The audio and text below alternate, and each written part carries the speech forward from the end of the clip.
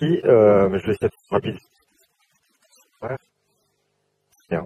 Donc, les racines de recyclage directs, en 2 mots, c'est 1300 entreprises qui répondent, c'est 12 milliards et demi de chiffre d'affaires, 36 millions de tonnes recyclées, divisées en branches en 12 branches en 8 régions. Et l'ensemble des entreprises de recyclage, c'est les matériaux textiles, et les etc.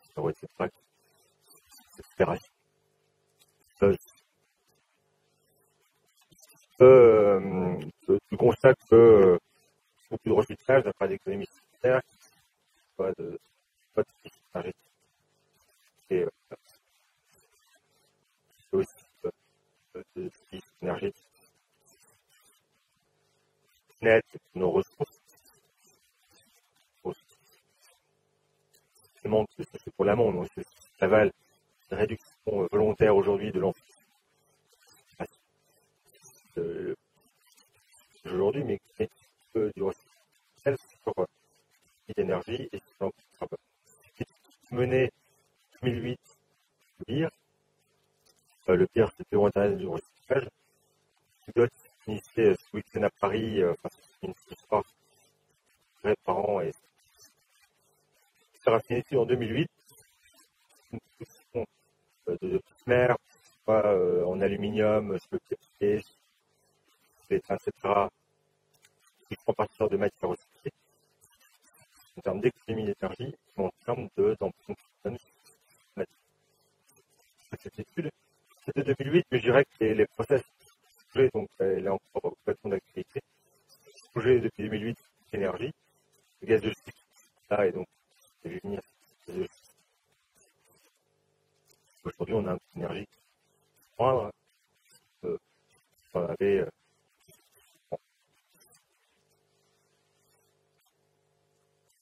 donc, je vais faire un focus sur l'aluminium et le PET, et ensuite, je vais rester sur les 8 matériaux qui ont été l'aluminium, c'est de tonnes à partir du minerai de base. Si on donne l'aluminium recyclé, l'aluminium, déjà du recyclage d'une seconde génération, une seconde. À partir du minerai bauxite, on fabrique l'aluminium. Force qui donne l'aluminium à partir de le feu rouge. Et,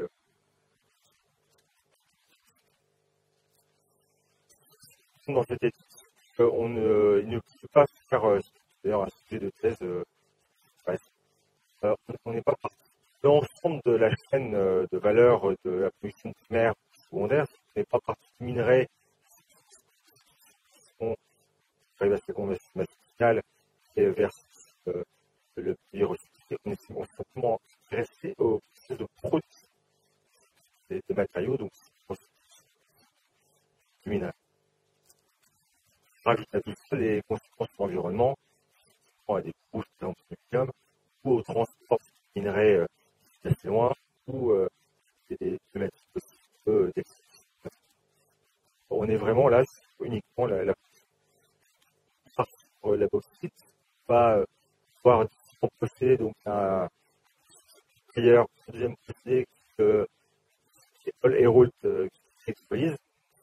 L'anecdote, c'est un Américain qui fait le procédé en même temps en France et aux États-Unis, qui s'appelle All Herold, et personnes différentes, en même temps le même procédé pour l'aluminium.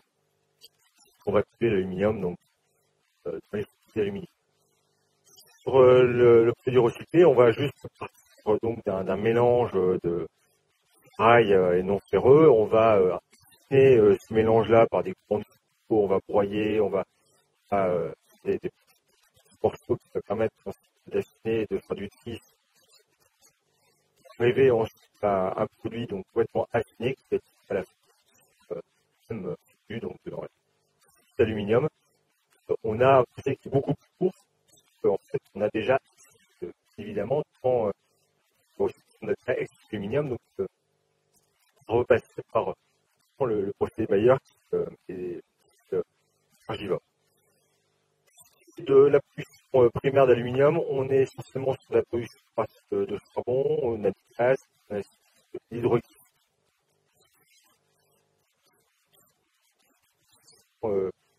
différents positions d'énergie, hydroxyde, gaz, donc c'est arrivé à un moyen d'énergie utilisé par de joules par kilo de l'aluminium.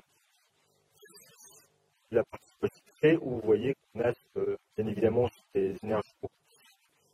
Essentiellement, on va être sur du paillage, du tamisage et on va être sur du bronze. Donc c'est énergivore par rapport à l'extraction de minerais de l'aluminium dans le minerai bauxite. En synthèse, pour 100 000 tonnes d'aluminium produites,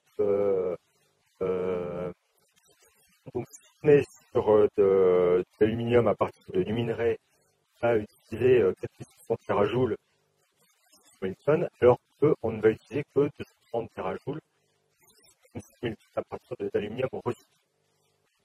C'est une économie d'énergie. De l'empreinte carbone, on va faire 80 de la pollution primaire d'aluminium, on va utiliser que 29 tonnes de matière recyclée. Un rapport à peu près de 1 à 10. L'aluminium prend des minerais, l'aluminium recyclé. L'aluminium recyclé limite dans son recyclage, donc dégradation de l'aluminium au fur et à mesure. Deuxième exemple, le papier. Je vais volontairement un autre exemple que le papier est assez simple. C'est sur une question un peu différente, c'est-à-dire que le minerai de bauxite est sur une ressource qui, voilà. Mais sur une ressource qui, par exemple, dans l'industrie automobile, il va d'abord avoir des voitures, un manque de matériaux, avant d'avoir une pénurie de pétrole. Le noir de l'industrie automobile, c'est les matériaux et pas le pétrole. Le entonnoir est sur les matériaux. C'est-à-dire des questions sur l'automobile et on a plus résolu. Sur le papier, on est sur quelque chose de différent puisqu'on est sur une ressource renouvelable, c'est l'arbre.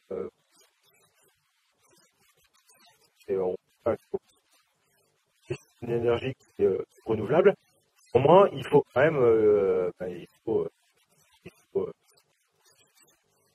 vous voyez que on a déjà 6%.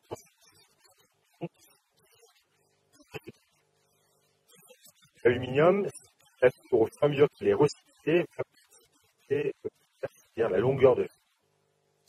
Donc on va recycler les soins, donc on est obligé en permanence de mélanger la source vierge, la source recyclée, pour garder une même qualité du là,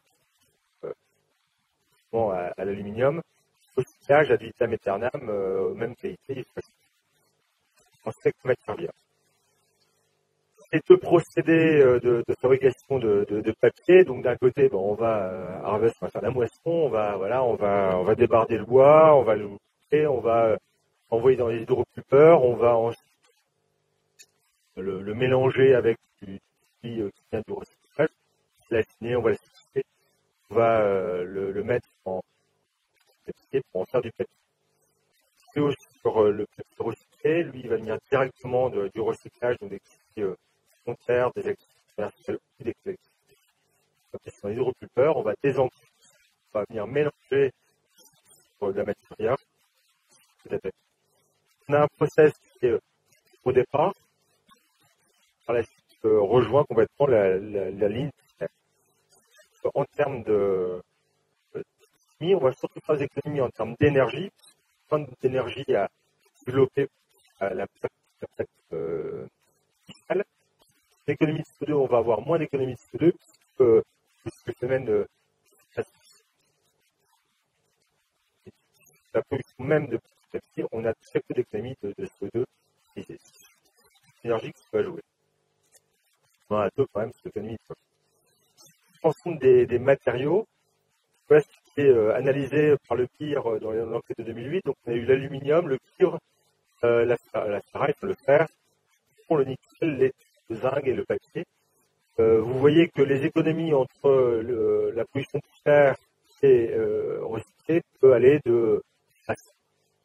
d'économie d'énergie, de l'empreinte carbone. Donc, de la même manière, on a aussi des rapports de 1 à 10, voire de 1 à 100 pour l'étain, par exemple, de l'empreinte carbone. Donc, c'est négligeable.